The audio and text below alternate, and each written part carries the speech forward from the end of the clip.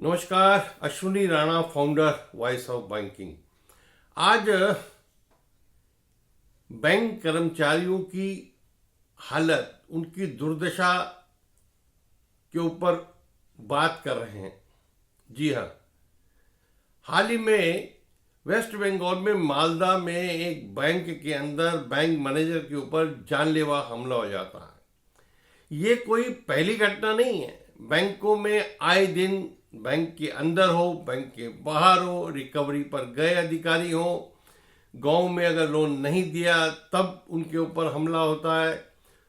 जो लोकल नेता है वो हमला कर देते हैं। यानी बैंक कर्मचारियों पर आए दिन हमले की घटनाएं सामने आती हैं। लेकिन बड़ा अजीब है कि बैंक कर्मचारी अधिकारी अपने घर से सैकड़ों किलोमीटर दूर गांव में इंटीरियर में बैंक की नौकरी कर रहा है, लेकिन उसकी परवाह न तो बैंक के प्रबंधन को है न सरकार को है। उसके ऊपर कोई सीरियसनेस नहीं है। हालांकि इस केस में पुलिस ने एक्शन लिया और कल्प्रिट को पकड़ा।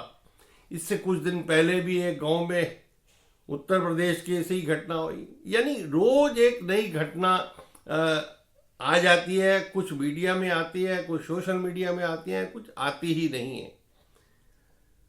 कितना दुर्भाग्यपूर्ण है। क्या बैंक कर्मचारी सिर्फ जो अपनी नौकरी है वो सिर्फ इसीलिए कर रहा है कि आए दिन उसकी पिटाई हो, वो सुरक्षित ना हो।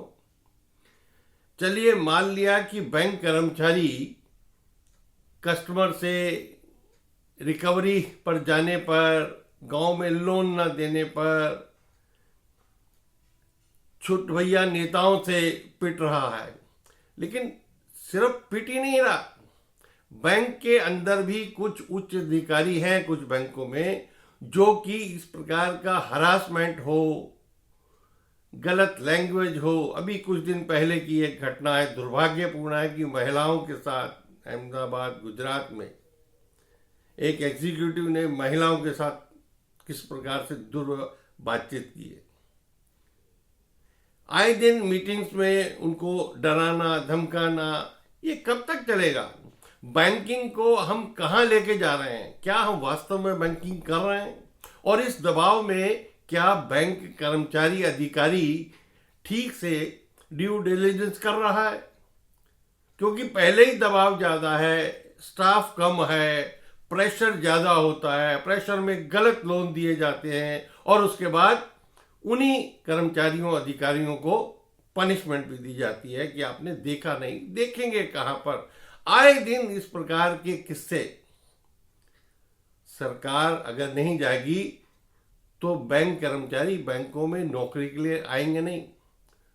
और आएंगे नहीं क्या, जो आए हुए हैं वो भी बैंकों में नौकरी को छोड़ छोड़ के जा रहे हैं। अगर आप किसी भी बैंक की एक महीने की उसकी आउट गोइंग लिस्ट देख लेंगे तो उसमें जो रेगुलर रिटायर होने वाले हैं उसके अलावा वीआरएस देने वाले और जो नए कर्मचारी अधिकारी आते हैं वो भी छोड़ छोड़ कर जा रहे हैं।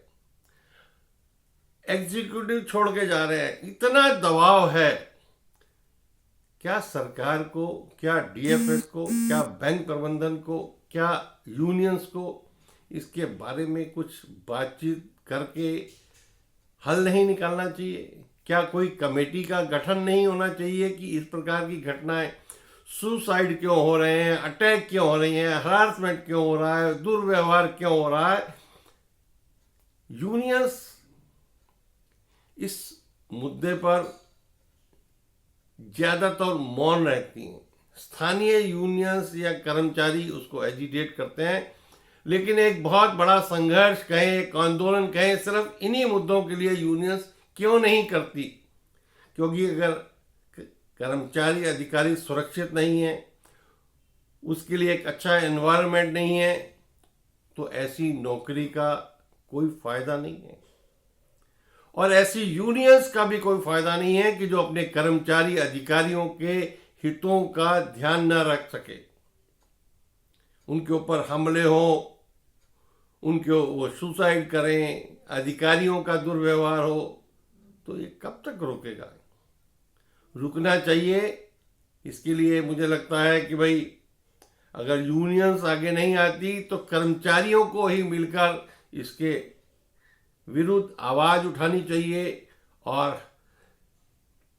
प्रबंधन से, स्थानीय प्रशासन से, केंद्र सरकार से, डीएफएस से मेल करके